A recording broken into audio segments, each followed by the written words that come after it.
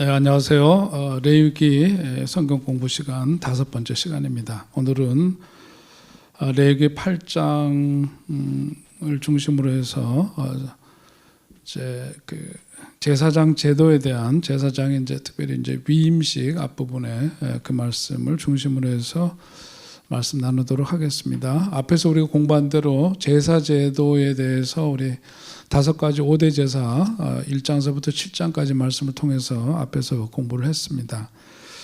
그리고 이제 8장서부터 10장까지는 제사장 제도에 대한 말씀이 이제 이어지고 있죠.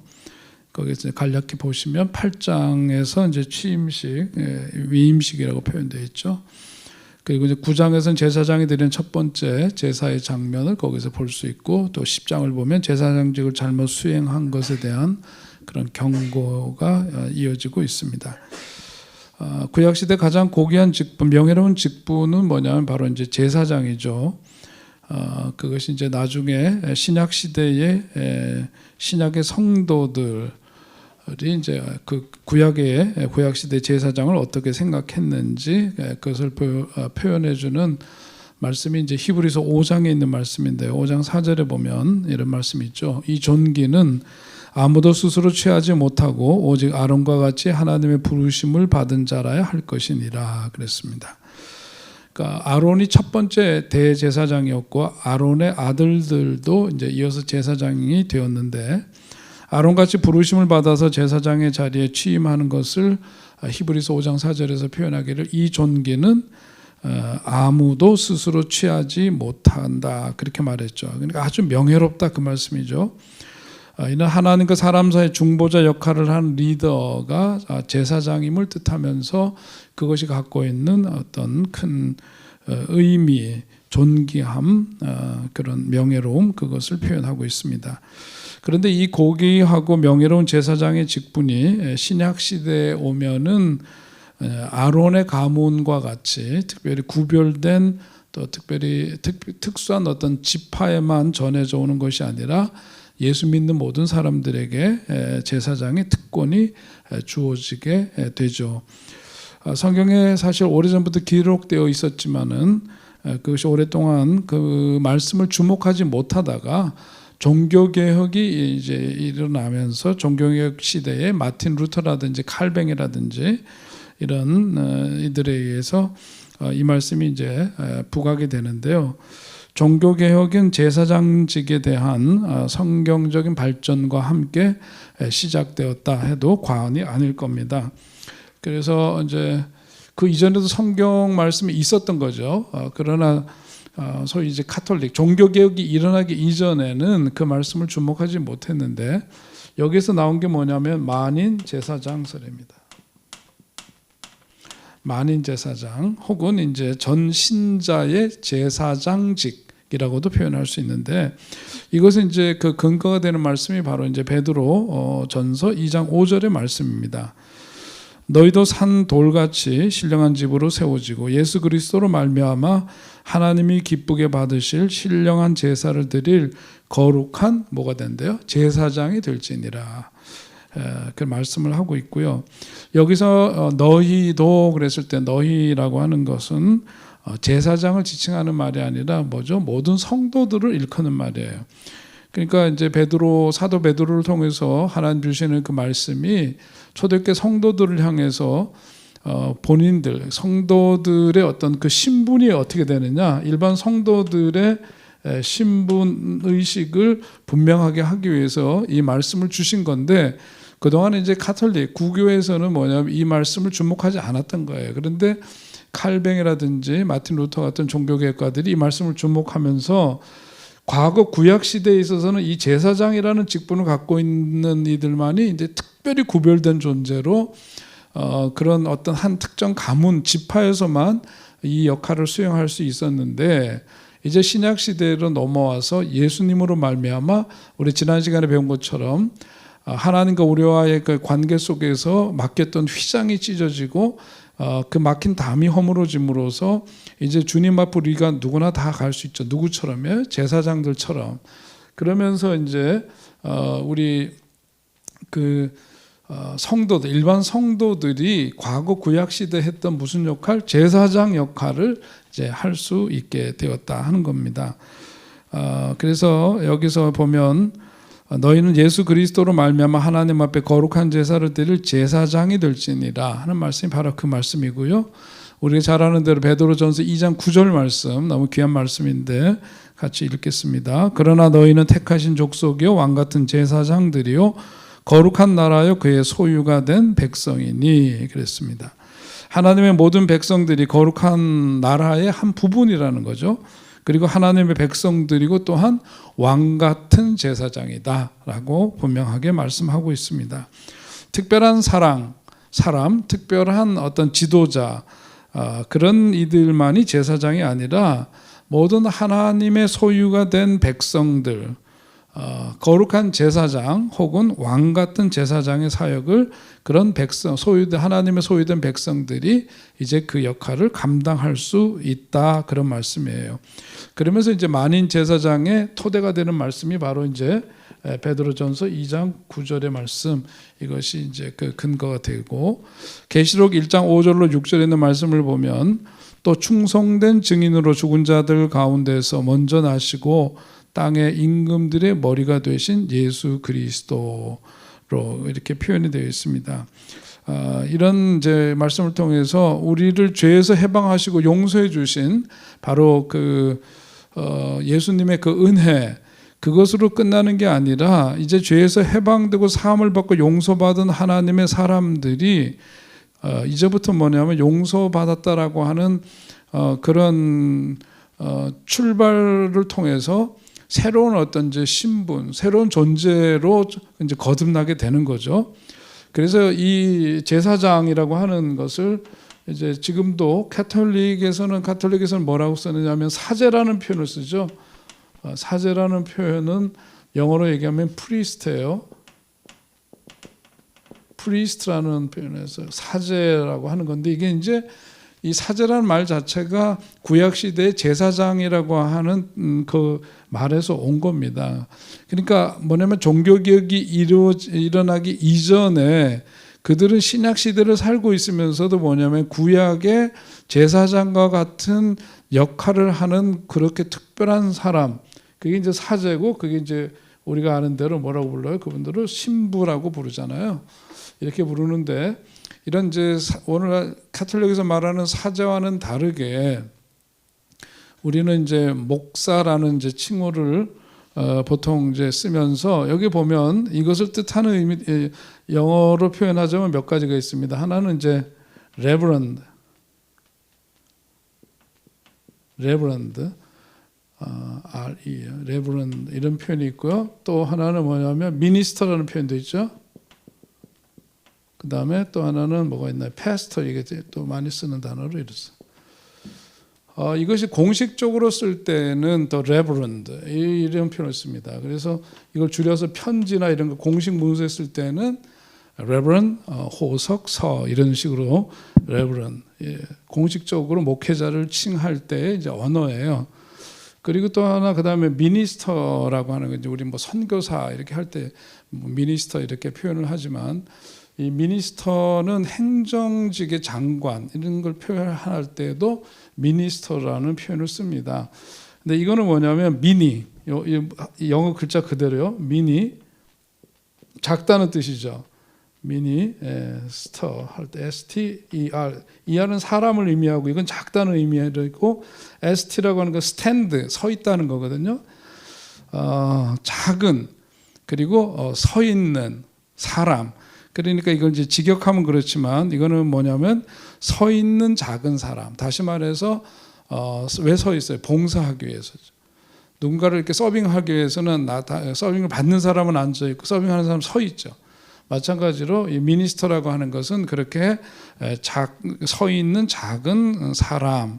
그러니까 교회의 어떤 성직자나 행정부서의 책임자를 일컬을 때, 그거는 우리들이 이제 그 섬기는 종과 같은 그런 역할로서, 사실 이제 실생활로 돌아보면 그렇지는 않지만 원래는 이제 그런 의미예요. 그래서 미니스터라고 하고, 그 예를 들면 국방부 장관 그러면 이제 미니스터 of Defense 이렇게 쓰죠. 국방부 장관이라는 뜻입니다. 근데 보통 이제 그 목회자에 대해서도 할 때 미니스터라고 하는 그런 표현, 선교사 이거 쓸 때 패스터라고 하는 그 표현은 뭐냐면 이제 목초지나 초지를 관리하는 사람이라는 거예요. 그러니까 일종의 뭐죠? 목자죠. 우리 주님이 목자가 되신다 했을 때처럼 그런 의미로 이제 이렇게 쓰는데 편지글에서 Dear Pastor 보통 이제 이름을 특정하지 않을 때는 그렇게 표현하기도 하지만 공식적인 문서에서는 다 이제 이걸 씁니다. Reverend. 아무튼 여기 이제 제사장 얘기를 하다가 이제 오늘날 쓰는 언어로 확장해서 설명을 잠깐 드렸는데 이 사제라고 하는 의미는 바로 구약 시대의 제사장의 의미가 이제 거기에 담겨져 있다라고 하는 거죠. 그러니까 제사장이라고 하는 것은 명예로운 직분이고 존귀한 직분인데 신약 시대에 와서 우리 모두에게 그와 같은 명예롭고 특별한 지위가 우리들에게 특권이 부여되었다는 거예요. 성도들에게. 그러니까 우리가 이제 성도다운 성도가 되기 위해서는 그러면 이 직분이 어떻게 주어졌고 또 어떤 것인가 하는 것을 우리가 살펴볼 필요가 있죠. 성도다운 성도, 그리스도인다운 그리스도인. 그것이 바로 이제 구약 시대 우리 이 제도에 대해서 5대 제사라든지 또 제사장 위임식에 대한 것을 공부하는 이유는 바로 그런 거예요. 제사 위임은 앞에서도 지난 시간까지 말씀을 드렸고 제사장직에 대해서 구약 시대 이걸 배우는 이유는 우리가 바로 구약 시대의 대제사장이나 제사장들이 세워질 때 그런 위임 의식 그것이 바로 오늘 우리 신약 시대에 있어서는 우리 성도들이 제사장이기 때문에 그 구약 시대의 그 원래에 부여되었던 그 의미를 오늘 우리들에게 적용해야 될 필요가 있기 때문에 이제 우리가 이런 공부를 하는 거죠. 자, 거기 이제 성경에 보니까 제사장 취임의 조건이 이제 8장에 나오는데 거기 이제 8장에 나오는 것을 주목해 보면 거기서 세 가지가 나와요. 제사장 취임에 따른 조건입니다. 자, 첫 번째는 뭐냐면 물로 씻어야 되고 두 번째는 옷을 입어야 되는 거죠. 그리고 세 번째는 기름 부음을 반드시 받아야 되는 것. 이 세 가지입니다. 자, 함축하면 이 세 가지인데 첫 번째 물로 씻어야 된다라고 하는 건데요. 오늘 8장에 있는 말씀대로 모세가 아론과 그의 아들들을 데려다가 물로 그들을 씻기고 그랬죠. 이것이 이제 처음 대제사장과 이제 제사장이 세워질 때의 그 장면을 우리가 이제 성경에서 묘사하고 있는 것을 그대로 보면 제사장은 가장 첫 번째 뭐냐면 씻김을 받아야 되는구나 하는 것을 우리가 먼저 알아두어야 합니다.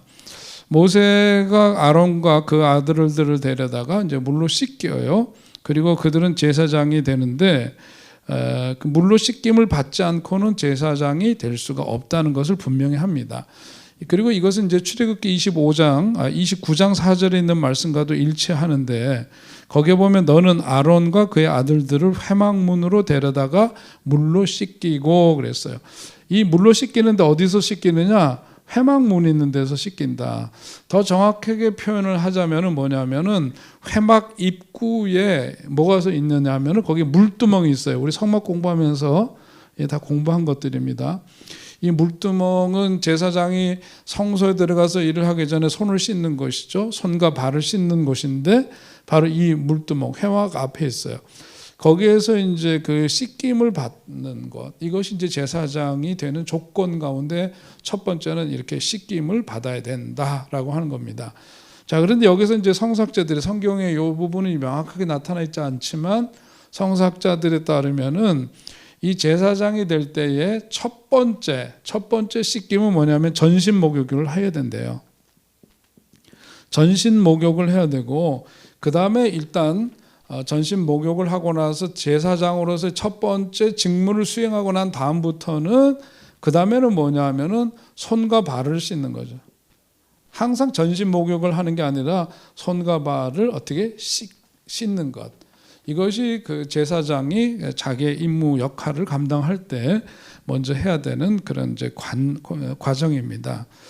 자, 전신 목욕은 뭐냐? 이게 제사장이 되고 이럴 때 한 번만 하면 된다는 거예요. 딱 한 번만 하면 된다.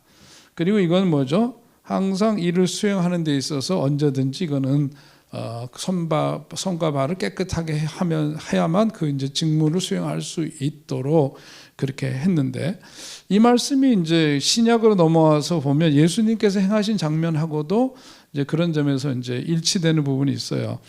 예수님하고 이제 제자들하고 대화를 나누는 가운데 베드로로 예수님 십자가 지시기 전에 어떻게 하죠?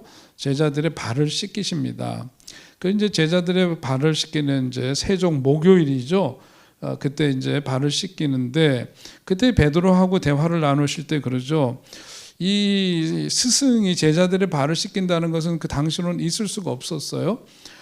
그 발을 씻긴다라고 하는 것은, 그것은 완전히 종이나 노예가 주인 그리고 그 집을 찾는 손님들을 주인의 명예에 의해서 섬길 때 하는 그런 행위인데, 스승이 제자들의 발을 씻긴다는 것은 굉장히 혁명적인 일이었습니다. 그래서 선생님께서 어찌하여 제 발을 씻기십니까? 그렇게 베드로가 묻죠. 그랬을 때에 예수님께서 답하시기를, 내가 너를 씻기지 않으면 너와 나는 상관이 없다, 그렇게 말씀하셨어요. 그랬더니 베드로가 그 말씀을 듣고 감동을 받았는지, 그러면 제 몸을 다 씻겨 주십시오, 그렇게 말하죠. 그러니까 예수님께서 다시 말씀하시기를, 이미 목욕한 자는 뭐예요? 발만 씻으면 된다, 그렇게 말씀을 하십니다. 이 말씀, 이 대화가 배경이 되는 게 바로 이제 오늘 우리가 공부하고 있는 이 부분이에요. 그러니까 처음에 예수님을 만나서 세례를 받죠. 세례를 받는 것이 일종의 뭐냐면 전신 목욕에 해당되는 거예요. 예수 믿고 구원받고 구원받은 하나님의 자녀가 되었다는 것을 상징하는 그 의식이 세례죠. 이것은 나중에 살면서 죄 지었다고 해가지고 또다시 세례받고 또 받고 그러는 건 아니에요. 구원이라고 하는 건 이례적 사건이고, 그것은 지속성을 갖는 겁니다, 성격상. 그런데 그렇게 주님께 구원을 받고 죄 씻김을 받았지만 살면서 짓는 죄들이 있죠. 그래서 지난 시간에 우리가 공부한 대로 sins, 죄와 그 죄들, 그러는데 이거 뭐냐면 우리가 갖고 있어 원초적인 그런 죄, 그리고 일상의 삶 속에서 우리가 저지르는 각종 그런 죄를 의미한다 그랬는데, 이게 바로 손과 발을 씻는다는 것은 뭐냐면 이 문제를 해결하기 위해서 하는 거죠. 그러나 처음에 예수님 믿고 세례를 받고 그러면서 이 죄 씻김을 받고 하나님의 거룩한 자녀가 되는 것은 전신 목욕에 해당되는 거예요. 그것은 이례적 사건이면 되는 거죠. 그래서 어렸을 때 영아 세례를 받더라도 커서 다시 세례를 받지는 않아요. 그러나 이제 이것에 대한 해석이 달라지서 이제 재세례를 다시 성인이 된 다음에는 세례를 다시 줘야 된다. 그래서 재세례파라 그러죠. 아나베프티스트들. 이제 이런 이제 주장들이 있어서 그런 종파들이 나중에 생기긴 했지만, 그러나 우리 성경을 보면 이런 세례를 받고 예수님 믿고 구원받았다라고 하는 것은 이례적이고 지속적인 사건인, 그리고 그 다음에 일상에서 짓는 그런 죄들은 계속해서 우리가 이제 살면서 죄를 지으니까 그것은 어떻게 하죠? 자백하죠. 우리 지난 시간에 얘기했어요. 자백을 하고 주님께 고백을 드리면서 이 고백이 회개로 이어지게 되고, 그랬을 때 예수의 보혈로 우리가 깨끗함을 힘입게 된다 하는 그런 이제 말씀이고, 그래서 제자 그 베드로와 예수님이 나누신 발 씻기시는 예수님, 그 현장에서 있었던 그 대화는 바로 구약에서 이것과 일맥상통한다, 그렇게 이해하시면 되겠습니다. 손 씻음, 발 씻음의 정결 규례에 해당되는 것, 이게 바로 이제 구약 시대 그것이 이제 신약 시대에 뭐냐면 죄에 대한 자기 자백이죠. 고백을 하는 거죠. 그렇게 이해를 하시고, 자, 요한 1서 1장 9절의 말씀을 보면은, 그래서 만일 우리가 우리 죄를 자백하면 그는 미쁘시고 의로우사 우리 죄를 사하시며 우리를 모든 불의에서 깨끗하게 하실 것이요. 아멘. 네. 자, 이 말씀, 성도들이 죄를 범하면 구원을 다시 받는 것은 아니고, 그죠? 죄를 고백하면 된다는 거예요. 그리고 이 고백이 구약에서는 뭐다? 손 씻음, 발 씻음에 대한 정결 규례에 해당되는 것이다. 그렇게 이해를 하시면 됩니다. 중요한 것은 제사장으로 일하는 사람들에게 정결의 규례가 요구되는 이유가, 마땅히 하나님의 일을 감당하기 위해서 그 제사장 역할을 하는 그들은 당연히 정결해야 하는 거죠. 그렇기 때문에 이제 제사장 취임을 하면서 갖는 의식은 바로 이런 점에서 정결해야 하는 정결 의식을 해야 되는 거죠. 이제 뒤에 나오는 이제 속죄제, 번제 이런 걸 드려야 되는 게 위임식을 통해서 이제 그런 것들이 이루어지는 이유가 바로 거기에 있는데 그건 이따 다시 설명드리겠고요.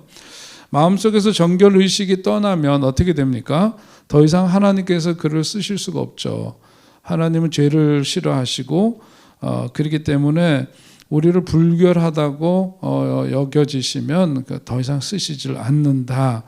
그러니까 우리가 진지한 자백을 통해서 주님이 나를 용서하셨다는 그런 확신을 갖고 그런 정결의 의식을 회복할 때 하나님께서는 그를 통해서 일하시고 역사하신다 하는 점을 우리가 기억해야 하고, 제사장에게 있어서도 마찬가지로 이런 일련의 과정을 통해서 성결하게 하고 거룩한 모습으로 자리 잡게 하면 이후에 이제 그 역할을 감당하도록 한 거죠.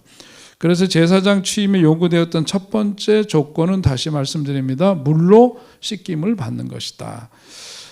그거는 하나님의 일을 하는 모든 사람에게 중요한 의식은 정결의식을 요구하고, 이처럼 정결의식을 갖고 이것이 이제 우리 신학시대를 살아가는 우리들은 삶이, 성도로서의 삶이 뭐예요? 제사장으로서 살아가는 것과 다름이 없기 때문에 항상 이런 정결의식을 갖고 살아가는 것, 그것이 이제 성도들에게 요구되는 것입니다. 자, 씻김에 대해서 두 번째는 뭐냐면 옷을 입힌다 그래요. 옷을 입혀요. 특별히 준비된 다른 옷을 입습니다. 평상복이 아니에요. 제사장에게만 입혀지는 특별한 옷이 있었는데, 레위기 8장 7절과 9절에 있는 말씀을 보면 7절로 9절에서 아론에게 속옷을 입히며 띠를 띄우고 겉옷을 입히며 에봇을 걸쳐 입히고 에봇의 장식 띠를 띄워서 에봇을 몸에 메고 흉패를 붙이고 흉패에 우림과 둠림 넣고 그의 머리에 관을 씌우고 그 관 위 전면에 금패를 붙이니 곧 거룩한 관이라 여호와께서 모세에게 명령하신 것과 같았더라.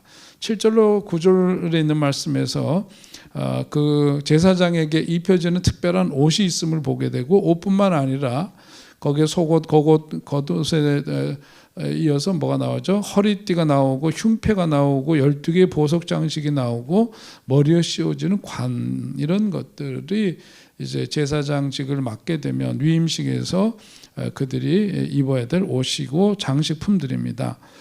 이걸 보면은 이제 어디서나 누구나 사람들은 그가 제사장임을 구별할 수 있었던 거죠. 그러면서 그것은 뭐냐면 하나의 거룩한 신분을 나타내는 거예요. 거룩한 신분을 나타내는 거고, 여기는 신분, 신분을 나타내는 거죠. 지금 우리 현대 사회에서도 뭡니까? 어떤 유니폼, 제복을 입는다든지 예복을 입는다든지 이런 거는 뭐냐면 그 사람이 누구인지를 분명하게 보여주는 표시가 됩니다. 그래서 군인이 군복을 입으면 군인 정신이 그 속에 이제 우리가 더 느껴지게 되고, 본인 자신도 그 옷을 입고 있을 때 군인으로서의 어떤 자각과 정체성을 가지고 군인다운 행동을 하게 되죠. 경찰은 경찰관으로서의 그 옷을 입어야 되는 것처럼 마찬가지로 제사장도 그랬다라고 하는 겁니다. 그래서 레위기 8장 13절에 보니까 모세가 또 아론의 아들들을 데려다가 그들에게 속옷을 입히고 띠를 띄우며 관을 씌웠으니 여호와께서 모세에게 명령하신 것과 같았더라. 아론, 대제사장인 아론뿐만 아니라 아들들에게도 그렇게 했다라고 하는 거죠. 그것이 이제 출애굽기 28장 2절에 있는 말씀, 거기서도 발견할 수 있는 그런 건데요. 제사장의 그 어떤 제복이 갖고 있는 그 특징을 묘사를 하는 단어를 성경에서 주목해 보니까 세 가지를 찾을 수가 있습니다. 하나는 뭐냐? 제사장의 옷을 입으면서 보니까 이 옷을 통해서 첫째는 뭐냐면 느끼게 되는 게 거룩함이죠. 거룩함이에요. 그 다음에 그 옷을 통해서 영화로움. 그 다음에 뭐죠? 거룩함. 자, 이렇게 아름다움이네. 아름다움. 거룩하고 그 다음에 영화롭고 아름답고 이제 이런 것이 그 제복을 입었을 때 그것을 묘사하고 있는 일종의 형용사입니다. 자, 이 거룩하고 영광스럽고 아름다운 이 옷, 신약 시대에 와서 우리 모두를 아까 말씀드린 것처럼 다 제사장이라고 할 때에 우리 성도들도 그러면 어떻게 돼요? 아까 씻김에 대한 얘기는 했고, 성도들도 소위 말해서 성도로서의 무엇을 입어야 돼요? 옷을 입어야 되는 거죠. 어떤 옷을 입고 살아야 되느냐? 지금 표현한 대로 거룩하고 그 다음에 영화롭고 아름다운 그런 옷을 입고 사는 사람이 되어야 한다, 그런 말씀이죠.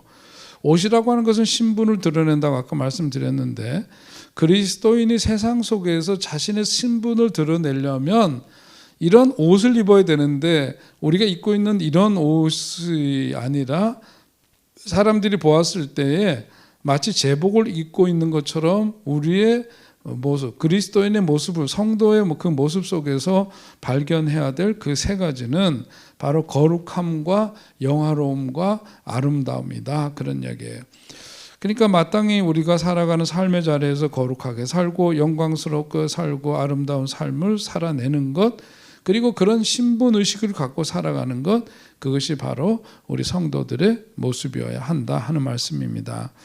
그러니까 어디 가서 뭐냐면 그리스도인이라고 하는 것을 드러내야 되죠. 그죠? 거룩함, 영화로움, 아름다움이라고 하는 것은 드러나는 거죠. 그 성도는 어디서든지 뭐냐면 자기 자신이 누구임을, 그리스도인임을 드러낼 수 있어야 된다. 요즘 많은 성도들이 어디 가서 불이익을 당하기도 하고 그런다고 성도로서 불편하기도 하고 다른 사람들이 자신을 바라보는 시선이 부담스러워서 그리스도인임을 감추죠. 무슨 비밀 요원처럼. 그렇게 하는 것은 마땅치가 않은 거다 하는 그런 말씀이기도 합니다. 자, 신약에 오면 이런 옷을 입으라 하는 말씀이 이 구약 시대의 그 모습을 우리 쪽에 이제 우리 신약 시대 적용한 말씀을 보면 그게 바로 로마서 13장 13절로 14절의 말씀이에요. 거기도 우리 함께 읽겠습니다. 나자와 같이 단정히 행하고 방탕하거나 술 취하지 말며 음란하거나 호색하지 말며 다투거나 시기하지 말고 오직 주 예수 그리스도로 옷 입고 정욕을 위하여 육신의 일을 도모하지 말라. 아멘. 이 말씀, 이게 이제 여기 표현 중에 보니까 예수 그리스도로 우리로 하여금 옷 입으라 그랬어요. 그리스도라는 옷을 입고 살아라, 성도들이 그래야 된다 하는 표현입니다. 그리고 옛날 우리가 읽던 성경으로 보자면 어둠을 벗고 빛의 옷을 입으라, 이런 표현을 하고 있는데, 예수님 믿는 사람들의 모습은 겉으로 이렇게 드러난 모습만 봐도 그 속에 아름다움이 있고 어떤 거룩함과 영화로움이 느껴지고 그런다는 거예요. 이런 모습, 이게 성도들이 마치 옷을 입고 있듯이 그 모습 속에서 그런 것이 드러나는 삶이 되어야 한다. 그 점을 우리가 오늘 공부를 통해서 신약 시대를 살아가는 성도들의 모습이 된다는 점을 꼭 기억해야 되겠습니다. 특별히 오늘 로마서 13장 13절 14절 말씀 우리가 함께 읽으셨는데, 이 말씀과 관련해서 이제 기억나는 인물이 있죠. 그 누구냐면 바로 어거스틴입니다. 어거스틴은 뭐 잘 아시는 대로 부유한 가정에서 자랐고 일찍이 방탕한 생활을 하고 그랬잖아요. 사생아도 낳고 뭐 그랬다는 이야기에서부터 그 어머니의 간절한 이제 기도가 있어서 결국 그가 돌아오는데, 그가 어떤 그 회심을 하게 되었던 그 일을 고백록에서 얘기를 하잖아요. 거기 보면 이제 로마에 공부를 하러 갔는데, 공부하는 가운데 어느 날 창밖에서부터 아이들이 떠드는 소리가 들렸대요. 그 떠드는 소리가 뭐냐면 들어라, 읽어라, 들어서 읽어라 이러는 표현을 들었다는 거죠. 들어서 읽어라 그러니까 그때 마침 성경책이 가까이 있어. 그 성경책을 들고 펼쳤습니다. 펼쳤는데 그 펼쳐서 눈에 들어온 말씀이 바로 로마서 13장 13절 14절의 말씀이었어요. 거기서 빛의 옷을 입어라, 예수 그리스도로 옷 입고 정욕을 도모하지 말라 하는 그 말씀에 자기 자신이 이제까지 살아오면서 어떤 방탕한 삶, 정욕 속에 살아왔던 삶이 무너지고 그 삶이 아파지면서 예수님을 믿는 새로운 인생이 시작될 수 있었다 하는 것이 바로 그의 고백이죠. 그의 간증과 고백인데 바로 그 말씀이 로마서 13장 13절로 14절. 오늘 어거스틴뿐만 아니라 이 시대를 살아가는 우리들에게도 동일하게 적용되어야 하고 또 그 말씀대로 우리가 살아가는 사람이 되어야 할 줄로 압니다. 자, 제사장이 되기 위해서 씻김 그리고 옷을 입어야 되는 것과 더불어서 세 번째는 뭐냐면은 기름 부음을 받아야 돼요. 기름 부음을 받아야 된다. 자, 레위기 8장 10절서부터 12절에 나오는 말씀 성경을 꼭 보시고요. 거기 이제 그 말씀을 보면 모세가 관유를 가져다가 성막과 그 안에 있는 모든 것에 발라 거룩하게 하고 그러면서 8절서부터 이제 쭉 12절까지 말씀을 보면 여기 나오는 관유라고 하는 것은 특별히 좋은 향을 가진 여러 가지 식물 재료를 가지고 섞어서 만든 거예요. 그러니까 여러 가지 좋은 향이 거기서 나오게 됩니다. 하나님의 어떤 그 거룩한 기름 부음을 받고 그렇게 향이 나타나는 새로운 인생을 살 것에 대한 하나님의 그 기대가 누구에게? 제사장에게 있다는 거죠.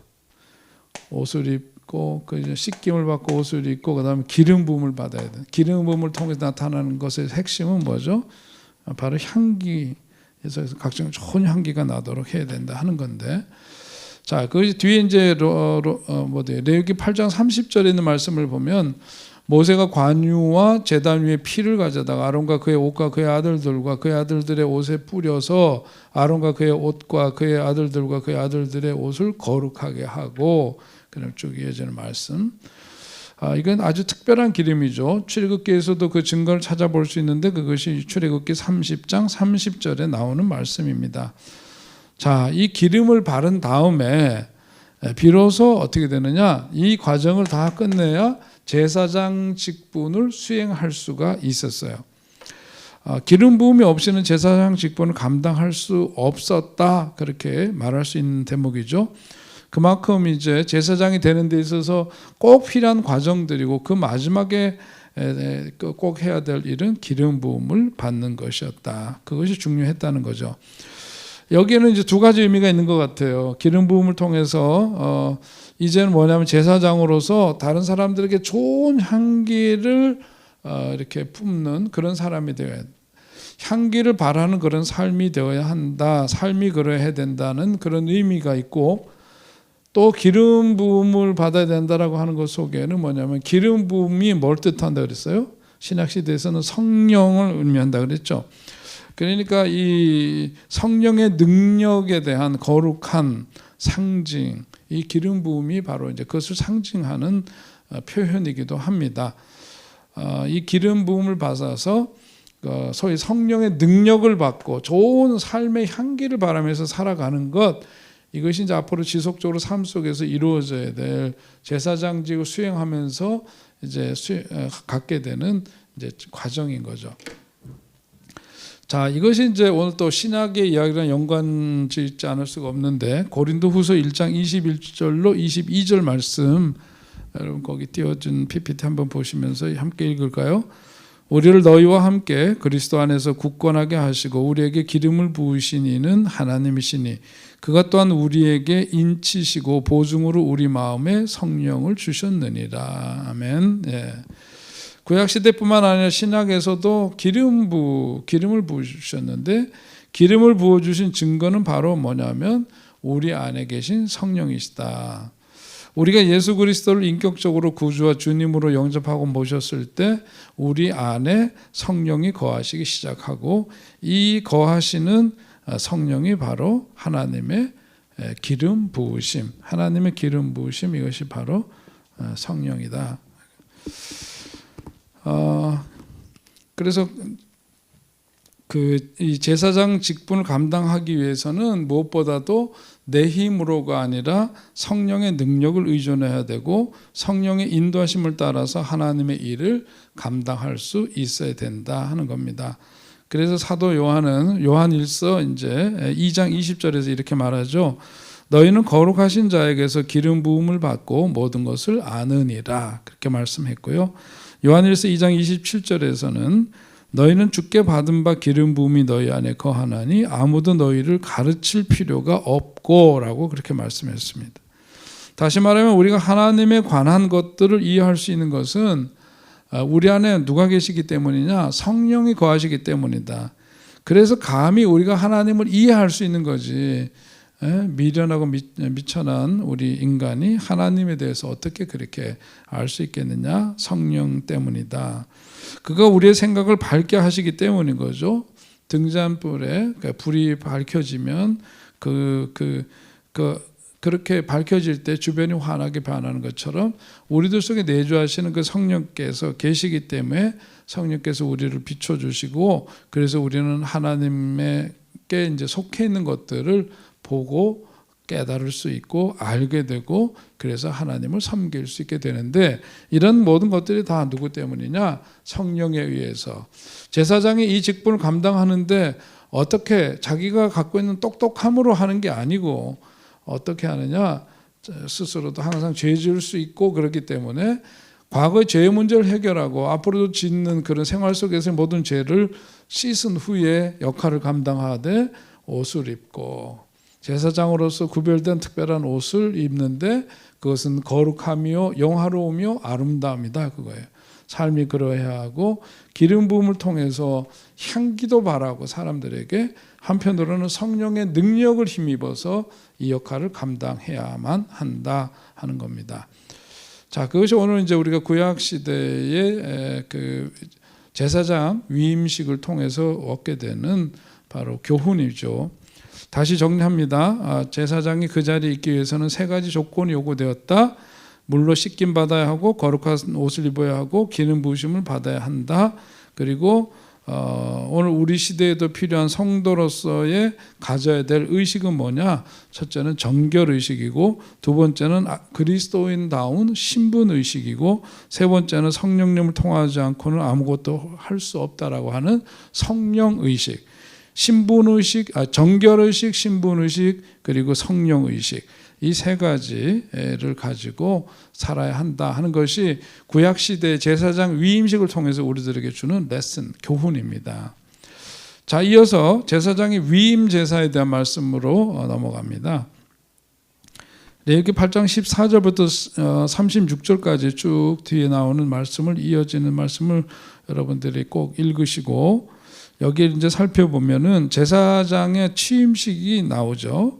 근데 이 제사장이 사역에 임하는 자신의 각오와 태도를 이 취임식을 통해서 다짐하는 계기가 될 거예요. 오늘날도 우리가 무슨 직분을 맡게 되거나 어떤 그 역할을 새롭게 시작하게 될 때에는 그런 취임식이라든지 이런 것을 하는 이유도 바로 똑같죠. 거기서 자신의 각오와 태도를 다짐하는 계기가 되고 공식적으로는 제사장으로서의 공적인 자격과 특권을 행사하는 그 출발점이 되기도 하는 거죠. 그래서 우리가 지금도 취임식이라든지 이런 의식을 하는 것은 그 사람을 높이기 위해서 그러는 것이 아니라 바로 그런 자각을 할 수 있도록 하기 위함이다. 그렇게 이해를 하면 되겠죠. 제사장에게 요구되는 자격에는 앞에서 본 대로 물로 씻김 받고 거룩한 옷을 입고 기름 부음을 받는 건데 그것 외에 세 가지 제사를 드려야 된다라고 하는 점입니다. 그러니까 공식적인 제사장 그 취임식, 위임식에서 제사를 드릴 때에 세 가지 제사를 더 드리는데 바로 이제 그 내용으로 들어가 봅니다. 앞에서 우리가 본 대로 내가 나다운 인생을 살아가기 위해서 하나님 나에게 기대하시는 어떤 제사장적 인생이 있다라고 하는 거고요.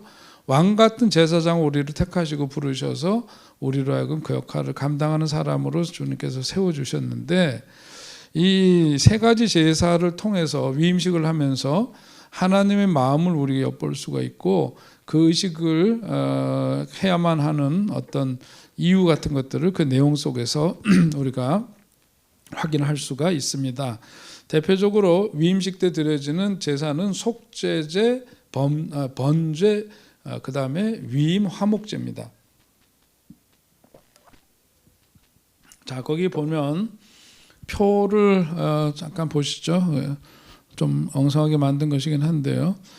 제사는 속죄제, 번제, 그다음에 위임식 화목제가 있죠.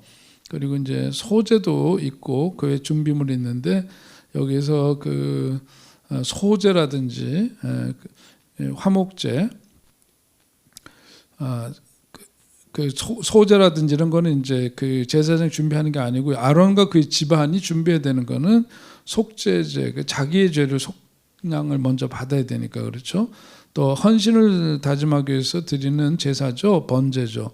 그래서 이제 아론과 그의 아들들은 수송아지하고 수양 그리고 그 제사장으로서 옷이라든지 이런 것과 관계해서 준비해야 될 것들이 있고, 그 다음에 회중들이 준비해야 될 것들이 있어요. 그 제사장으로 택함 받은 그 처음에는 이제 아론이고 그의 아들들인데 거기서 수송아지를 바쳤다면은 일반 회중들은 뭘 바치느냐? 수염소를 속죄 제물로 바쳐요. 그리고 번제를 드릴 때는 수송아지와 어린 숫양을 드리고 유임식 화목제 때는 숫소와 숫양을 거기에 제물로 드립니다. 그 밖에 소제도 드리는데요. 그 소제라고 하는 거는 무교병 한 광줄의 떡 그리고 과자, 전병 이런 것들이죠. 이런 것들이 이제 또 준비돼야 될 품목에 해당되는 이 제사장 위임식에서 반드시 치러져야 될 제사 의식을 보면은 첫 번째는 바로 속죄제입니다. 거기 레위기 8장 14절 말씀을 함께 먼저 읽으시죠. 14절 모세가 또 속죄제의 수송아지를 끌어오니 아론과 그의 아들들이 그 속죄제의 수송아지 머리에 안수하매 그랬습니다. 앞에서 이미 우리가 이제 속죄제도에 대한 것을 공부를 했죠. 희생제물을 드릴 때 거기다 안수를 하는 이유는 뭐라 그랬어요? 내가 어떤 그 범죄함으로 인해서 그 죄값을 마땅히 치러야 되고, 그래서 나는 그 죄로 인해서 죽은 목숨인데 내가 이제 안수한다는 건 뭐라 그랬어요? 전가시킨다는 의미라 그랬죠. 자기가 죄로 인해서 죽어야 되는 그런 책임을 전가, 안수를 통해서 희생 제물에게 전가를 시키는 거고, 전가를 시켜서 이제 그 희생 제물이 목숨을 잃고 생명을 잃고 제단에 드려질 때 그게 바로 헌제자, 제사를 드리는 헌신자의 죄를 대신해서 그렇게 되는 거죠. 우리 속죄제다 말씀은 앞에서도 공부를 했는데 이 위임식에서의 속죄제를 보면 먼저 레위기 8장 14절입니다. 함께 읽겠습니다. 모세가 또 속죄제의 숫송아지를 끌어오니 아론과 그의 아들들이 그 속죄제의 숫송아지 머리에 안수하매 그랬어요. 자, 모세가 속죄라고 하는 그 제사 의식을 집행하면서 대제사장이 될 아론과 아론의 그 자손들을 위해 속죄제 숫송아지를 데려오고 아론과 그의 아들들로 하여금 숫송아지의 머리에 안수하게 했다는 거죠. 15절에 보면 이 제물을 잡았다고 나오는데 이 제사 형식이 보여준 어떤 독특한 그림 가운데 하나가 뭐냐면 아론과 그의 아들들이 모세가 가져온 숫송아지 머리에 안수를 했다. 그건 아까 얘기 드린 대로 그렇게 자신의 죄를 자기네들이 거룩한 그 제사장의 역할을 감당하기 위해서는 죄 문제 해결해야 되는데 그것을 해결하기 위해서는 자신들의 그 죄를 죄의 값은 사망이니까 죄를 전가시켜서 그것으로 인해서 죽음에 이르게 함으로 그 죄의 문제가 해결되었다는 것을 이제 확신케 하기 위함입니다. 자, 오늘 그 말씀을 통해서 속죄제를 드려야 되는 이유는 지금 말씀드린 그대로죠. 우리가 한번 하나님께로부터 예수님을 믿는 믿음으로 인해 갖고 전신 목욕을 하듯이 이래진 구원, 그러나 그것은 지속성을 갖고 있다고 말씀을 드렸는데, 그런데 우리가 이제 일상의 삶 속에서 드려지는 갖게 되는 각종 죄들이 있단 말이죠. 이런 부분들은 이제 어떻게 할 거냐. 더군다나 제사장의 역할을 감당하려면 성도들, 회중들의 삶에 비해서 모범적이어야 되고 범죄치 않아야 될 터인데 그 문제를 해결하기 위해서 속죄제를 드릴 수밖에 없는 거죠. 그것이 너무 당연한 거죠. 자, 제사장이 될 아론의 아들들도 와서 거기서 함께 동참함으로써 깨끗함을 얻은 자로서 한평생 준비할 수 있도록 그렇게 미리 조치를 취하는 것을 볼 수 있습니다. 거기에 이제 그 라브리 운동을 했던 프란시스 셰퍼에 대한 그 말씀이 있는데요.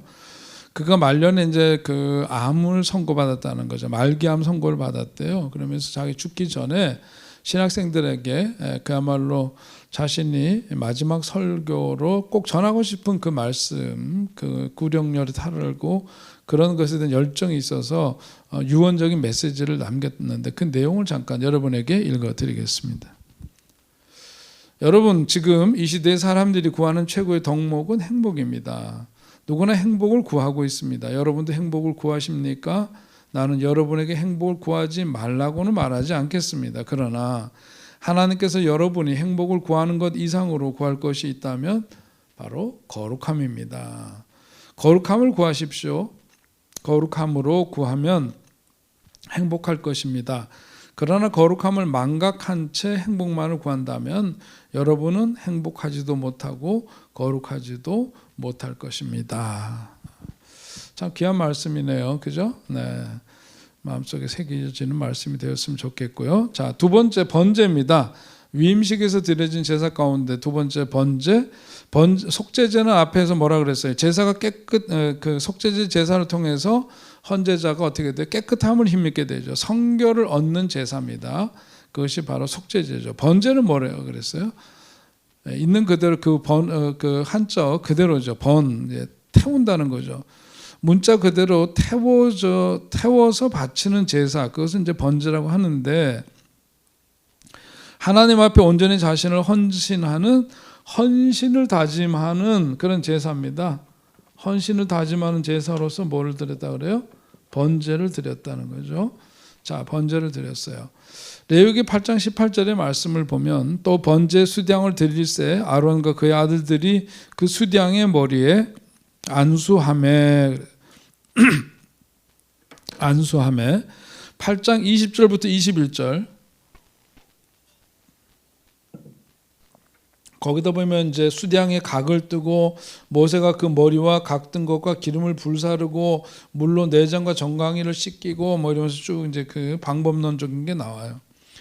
여기 보면 각을 떠서 창자를 꺼내고 불을 피우고 그런 다음에 그걸 바치면 어떻게 되죠? 그걸 이제 번제인데 모든 것을 하나님께 온전히 바친다. 그래서 통으로 뭐 한다 그래요? 통으로 태워드리죠.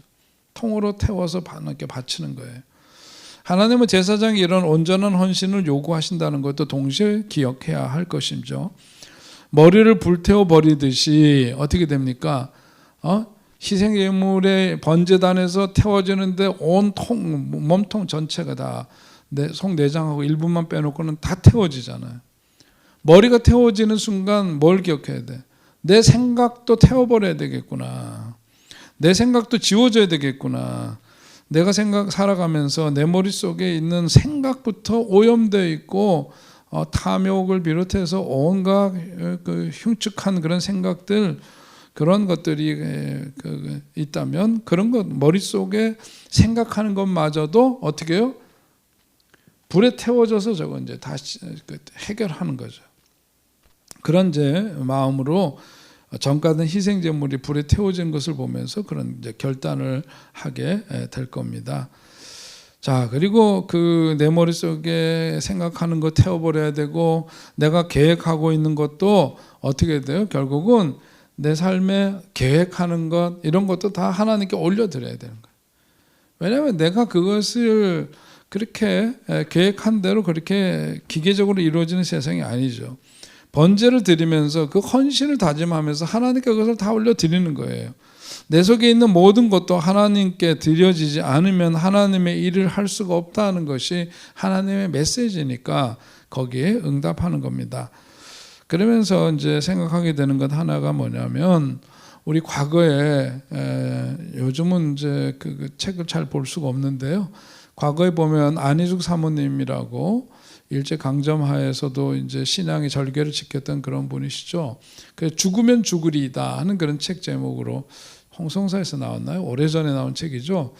거기에 이제 보면 안희숙 사모님의 간증과 고백을 거기서 우리가 만날 수가 있는데, 그가 그 주기철 목사님을 비롯해서 소위 이제 창시 계명을 하지 않고 신사에 참배하지 않고 이제 그러면서 신앙의 지조와 절개를 지켰던 그런 이제 분들이 있죠. 이런 분들과 함께 감옥 생활을 할 때 안희숙 사모님이, 안희숙 여사가 했던 것은 그거죠. 왜 자신에게 정말 순교의 기회를 주시지 않는지 하나님께 기도를 많이 드렸다고 합니다. 그런데 나중에 깨닫게 된 것이 뭐냐면 순교하는 것보다 사는 것이 더 어렵다는 것을 깨닫게 되었다는 거예요. 일반 사람들은 죽음에 대한 두려움보다 더한 것은 없을 거예요. 불안해하고 두려워하죠. 우리 믿음의 사람들은 뭐죠? 이 땅에서 삶이 끝나면 주님 나라로 이사가는 거예요. 이전해가는 거고, 우리에겐 영원한 생명이 주어져 있다라고 하는 것을 믿기 때문에 죽음에 대한 두려움이 크질 않아요. 안희수 그 여사도 그랬던 거죠. 야, 순교하는 것이 더 낫고 순교하고 싶은데 이게 왜 순교를 하시지 않도록 하는 건가, 그런 이제 갈등이 있었는데 깨닫게 된 것이 순교보다 사는 것이 더 힘들다라고 하는 것을 깨닫게 되었다는 거예요. 참 이게 우리가 주목하게 되는 대목이죠. 하나님 왜 나를 데려가시지 않으시고 날마다 순교하게 하십니까? 그랬다는 거죠. 그렇게 기도를 드렸대요. 그분의 간증이에요. 그러니까 순교를 하면 어떻게 됩니까? 죽음을 맞이하면 믿음의 사람들은 천국 가는 거예요. 그런데 그래서 순교의 길을 가고 싶지만 순교할 수 없었던 것에 도 안타까워했는데 사는 것이 순교보다 어렵다. 그것을 깨닫게 되었다. 여러분 곰곰이 생각해 보면 이건 참 굉장한 말씀이죠. 그런데 거꾸로 보면 신앙인으로서 자기 신앙의 절개를 지키고 가는 길에 있어서는 이거 너무 당연한 일이기도 하고 그래요. 사는 것이 더 어렵죠. 사실 그렇습니다. 순교하는 것보다 사는 것이 더 어렵다. 날마다 그러니까 그의 고백은 왜 하나님 날마다 순교하게 하십니까? 삶이 살아있다는 것 자체가 너무 고통스럽고 힘드니까 그 신앙을 지키기 위해서 그랬던 삶 속에 왜 날마다 순교하게 하십니까? 그렇게 기도를 드렸다는 거죠. 오늘 우리의 삶도 마찬가지예요. 우리가 하루하루를 살아간다는 것 자체가 그냥 사는 게 아니라 이 삶 자체가 뭐냐? 우리 기독교인들에게서는 삶 자체가 뭐냐면 순교다. 순교라는 게 뭐예요? 죽음이죠. 그러니까 성도의 삶이라고 하는 것은 날마다 뭐 하는 거예요? 죽는 거다. 죽는 거다. 죽음이다. 그래서 사도 바울이 뭐라고 고백해요? 나는 날마다 죽노라. 그렇게 고백하는 이유가 바로 여기 있는 거죠. 그게 성도의 삶이다. 고린도전서 15장에 나오는 말씀이에요. 죽지 않고는, 이것을 연장해서 말씀해 보면 죽지 않고는 뭐 할 수 없는 거죠? 헌신할 수 없다. 죽지 않고는 진짜 백이 예수의 사람으로 살 수가 없다. 그래서 안희숙 여사는 날마다 사도 바울이 죽노라 하는 말씀과 동일하게 왜 날마다 순교하게 하십니까? 그 얘기, 그 고백이 이것과 다 같은 말씀인 줄 압니다. 바울은 하나님을 위한 온전한 헌신의 삶을 살기 위해서 오늘도 죽겠다 하는 각오로 살았다는 거죠. 그리고 자기 자신을 날마다 어떻게 하죠? 십자가에 못 박아요. 내 자아를 십자가에 못 박고 내 속에서 주님이 살아나고 주님만이 드러나는 삶. 내가 죽어요. 죽음이에요. 죽음. 이 죽음이 순교다. 나는 그래서 날마다 순교하는 삶을 살아가는 삶. 그게 성도의 삶이구나 깨닫게 됩니다. 오래전 얘기지만 감리교 목사들에게 꼭 요구되는 세 가지가 항상 준비되어 있어야 된다. 감리교 목사 될 때 꼭 듣는 얘기예요. 감리교 목사가 될 때 첫 번째, 항상 어디 가서나 설교할 준비가 되어 있어야 된대요. 그렇습니다. 어떤 상황에서든지 말씀을 전해야 돼. 이게 뭐 예배당에서 정해진 시간에만 드리는 게 아니라 어디서든지 때가 되고 기회가 되면은 누구에게나 복음을 전해, 누구에게나 말씀을 전해야 되기 때문에 항상 설교가 준비되어 있어야 된다. 두 번째는 뭐냐면 항상 이사를 갈 준비가 되어 있어야 된다. 감리교 목회자들은 지금 우리나라는 장르가 비스무리하게 이렇게 바뀌었어요. 그러나 기본 제도는 뭐죠? 파송 제도예요. 파송, 어포인먼트 하는 겁니다. 파송 감독이 어느 날 어디 교회로 가라고 명령을 내리면 그곳으로 그냥 떠나야 되는 게 감리교 목사예요. 그래서 언제든지 이사할 준비가 되어 있어야 돼. 설교할 준비가 되어 있고 이사할 준비가 되어 있고 세 번째는 죽을 준비가 되어 있어야 돼. 하나님 언제 부르실지 모르고 복음의 삶을 살다가 언제 이걸 맞이하게 될지 모르기 때문에 그래서 항상 죽을 준비를 하라 그랬어요. 제가 연합감리교 목사로 안수를 받으면서 너무 감동적인 게요. 그 연회 때 부르는 찬송이 있습니다. 주 믿는 성도들 사랑의 사귐은 이러면서 부르는 찬송이 있는데 이게 이제 연회 때면 연합감리교 목회자들이 서킷 라이더 순회 설교자로 복음을 전하고 그러다가 연회 때가 되면 이제 다 다시 모이는데 생전에 우리가 또 다시 모였네라고 하는 그 지금 이제 가사가 바뀌었어요. 찬송가 그 가사가 아쉽게도 바뀌었는데 원래의 그 찬송가 가사는 그겁니다. 생전에 우리가 또 다시 모였네. 예수의 사랑 안에서 우리가 다시 만난 것을 서로가 확인하면서 그 감사함 속에서 부르는 찬송이었어요. 왜냐하면 복음 전하다가 다 일찍 죽었어요. 감리교 목사들, 연합감리교 목사들이 미국 그 이제 신대륙에서 소위 복음을 전할 때 웨슬리 목사님도 이제 그 남부 조지아 그쪽 저기 플로리다 있는데 그쪽 위에 거기에 이제 그 와서 복음 전하고 그랬던 이제 유적지가 있고 그런데요. 그때 당시에 다 30대였어요. 30대. 순회 설교자들의 평균 수명이 30대였기 때문에 30몇 살인가 그랬어요. 그러니까 너무 열악한 환경에서 복음을 전하다가 연회 때가 되어서 1년에 한 번 다시 만날 때 서로의 생사를 확인하면서 감사함으로 눈물을 흘리면서 이제 불렀던 연회 때마다 불렀던 찬송가예요. 이게 이제 뭐냐면 설교할 준비, 이사할 준비, 죽을 준비 이런 것처럼 오늘 우리도 이제 그 성도의 삶을 살아가지만 우리가 이런 삶을 살아내야 되는 거구나. 죽지 않으면 헌신이 없구나. 죽어야 죽음을 통해서 헌신이 되죠. 번제단에 드려진 희생제물처럼 오늘 우리들의 생각과 우리들의 온 삶이 제단에 드려지지 않으면 죽지 않으면 헌신이 없고 그래서 번제를 통해 제사장이 제사장다운 사역을 감당하고 또 참으로 헌신하기 위해서는 제사장 앞에 제물의 그 각을 떠서 태워버리는 거죠. 이런 의미가 있는 거예요. 그래서 내 삶을 온전히 그냥 태워버리듯이 드려지는 것 그것이 제사장의 삶이었고 그런 역할을 부여되었다. 자, 위임제에서 이제 그 화목제라고 위임 화목제라고도 하는데요.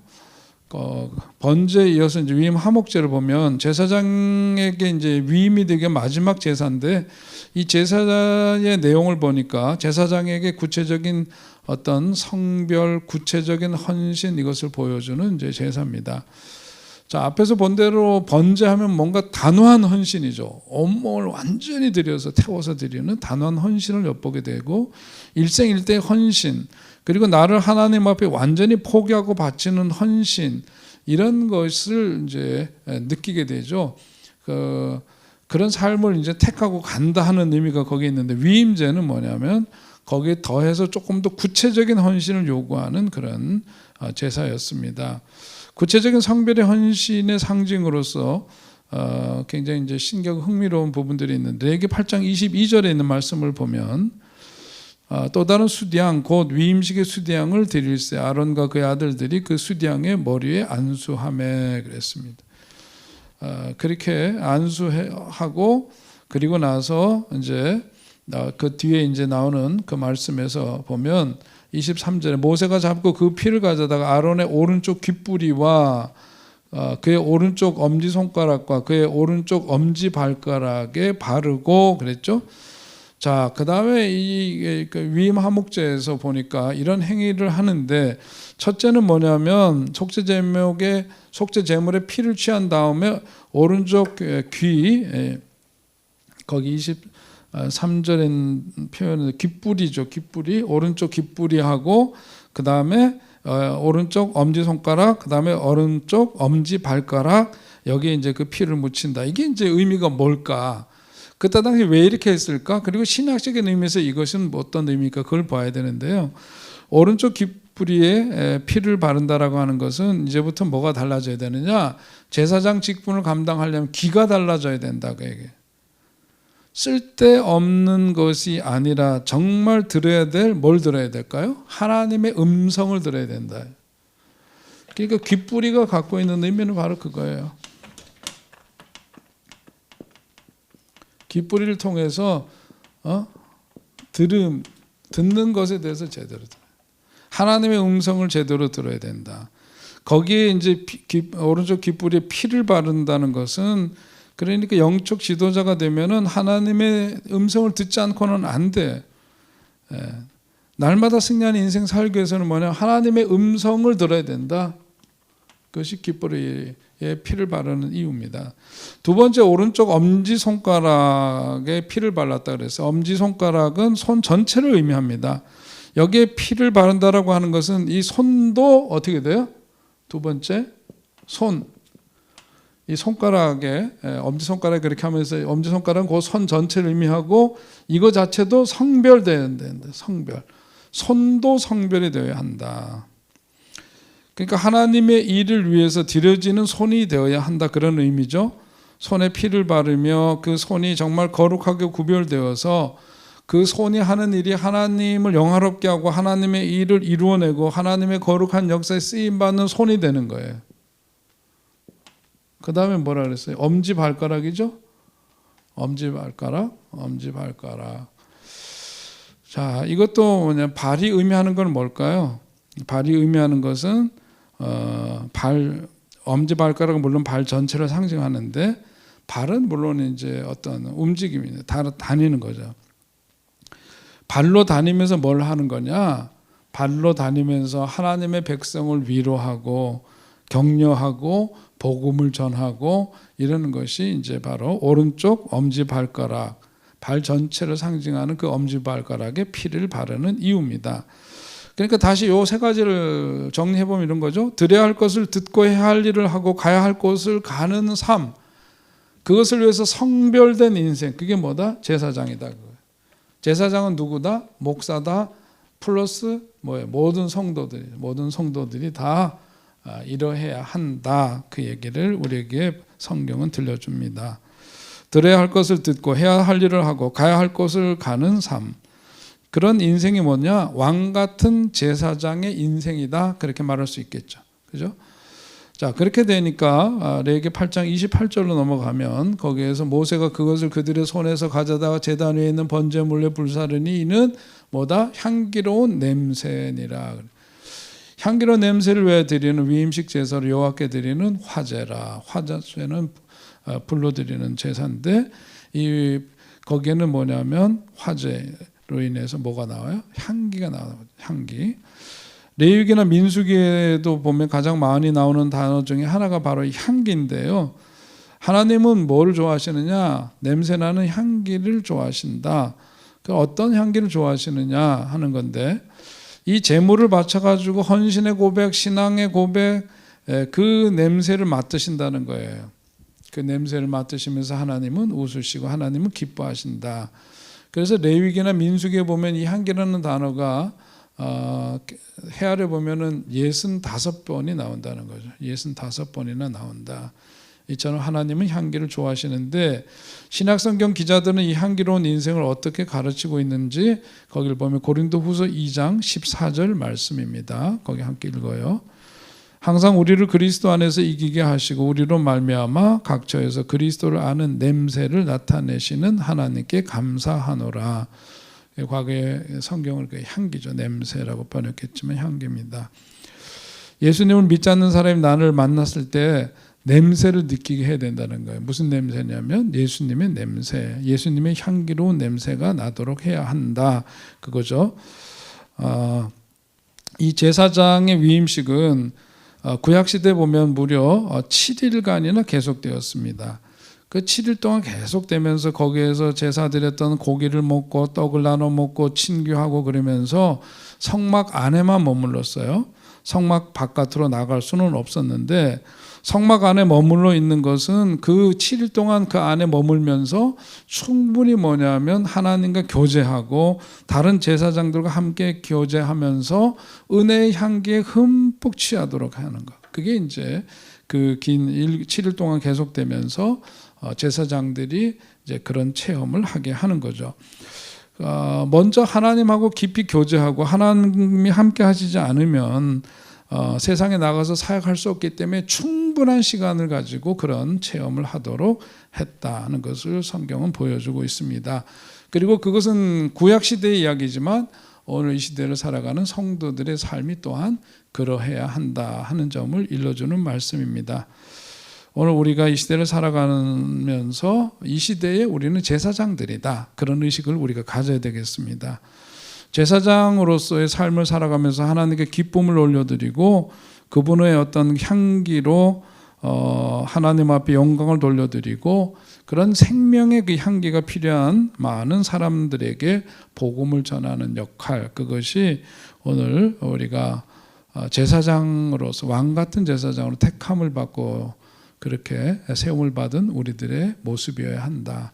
구약의 그 제사장 위임 예식을 통해서 오늘 우리가 이런 교훈을 우리가 배우고 마음속에 담고 그런 삶이 우리의 삶 속에서 이루어질 수 있게 되기를 바랍니다.